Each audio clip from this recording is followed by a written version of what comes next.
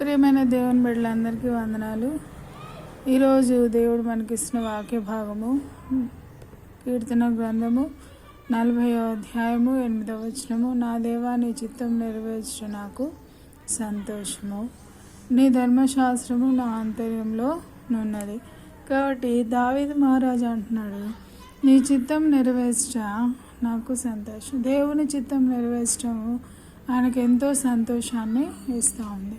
కాబట్టి కొన్నిసార్లు మన ఇష్టం మనం నెరవేర్చుకోవాలనుకుంటున్నాం, కానీ దానివల్ల నష్టమే కానీ ఆశీర్వాదం ఏమి కూడా ఉండదు. అయితే దేవుని చిత్తం నెరవేర్చినప్పుడు కొన్నిసార్లు మనకు కష్టతరంగా ఉండవచ్చు దేవుని చిత్తం నెరవేర్చడం.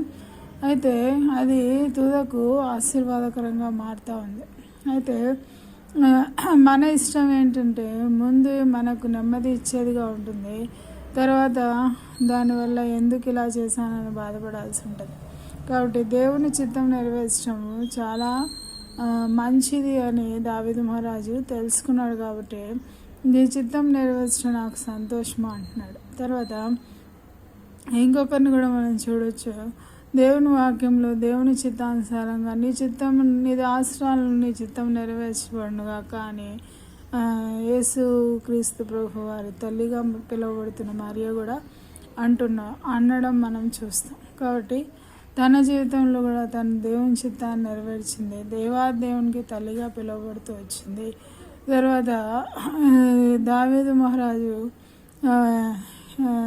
తన జీవితంలో దేవుని చిత్తాన్ని నెరవేరుస్తూ వచ్చినాడు. తన జీవితంలో తను ఒక మహారాజుగా పిలువబడుతూ వచ్చినాడు. అంతమటు కాకుండా వాళ్ళ ఆత్మ సంబంధంగా కూడా ఎంతో ఆశీర్వదించబడుతూ వచ్చినారు, దీవించబడుతూ వచ్చినారు, దేవునికి సమీపంగా ఉంటూ వచ్చినారు.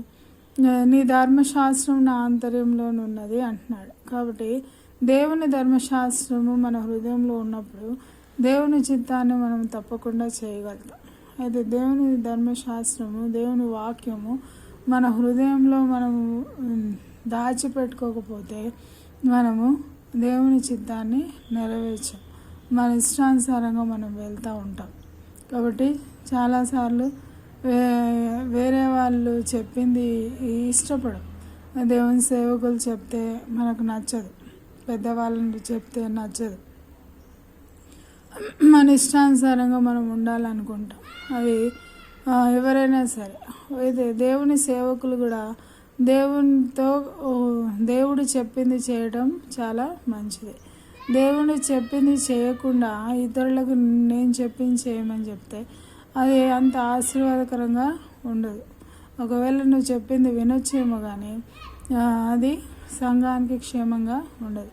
కాబట్టి దేవుని సేవకులైనా సరే, ఎవరైతే కుటుంబంలో కూడా పెద్దరికంగా ఉన్నవాళ్ళు, దేవుని సంఘంలో పెద్దలుగా ఉండేవాళ్ళు, ఒక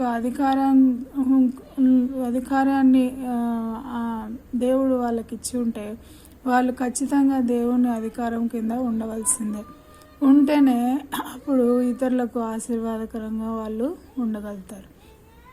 అంతేగాని వాళ్ళు దేవుని ఇష్టాన్ని నెరవేర్చకుండా నా ఇష్టం నెరవేర్చండి అని అందరికీ చెప్పటము వలన వినొచ్చు కొంతమంది. అయితే అది అంత ఆశీర్వాదకరంగా వాళ్ళకు ఉండదు. ఇతరులకు వీళ్ళు ఆశీర్వాదకరంగా ఉండొచ్చు, కానీ వీళ్ళు ఆశీర్వాదకరంగా ఉండరు.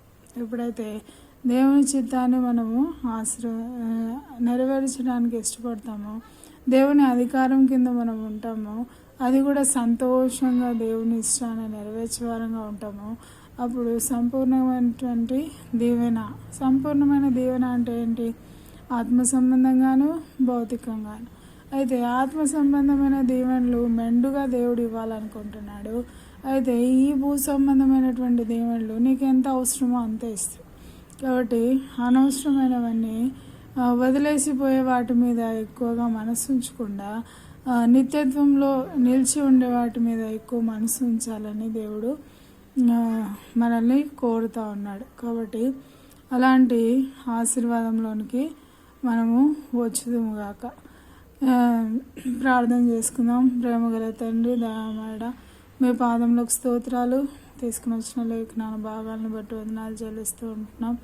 మీ చిత్తం నెరవేర్చులో ఉన్నటువంటి దాచిబడినటువంటి ఆశీర్వాదాలన్నీ మాకు తెలియపరుస్తూ వచ్చినందుకు మీకు స్తోత్రాలు చెల్లిస్తూ ఉంటున్నాం. ఈ రీతిగా మీ చిత్తాన్ని నెరవేర్చి నిన్ను మహింపరిచేవారుగా నన్ను మమ్మల్ని సిద్ధపరుస్తున్నామని నీ సన్నిధిలో ప్రార్థిస్తూ చేసిన మేలు ఉపకారములకై వందనాలు చెల్లిస్తూ మా ప్రభును మా రక్షకుడు తిరాన యేసే నామంలో ప్రార్థించి వేడుచు ఉంటున్నాము తండ్రి. ఆమేన్.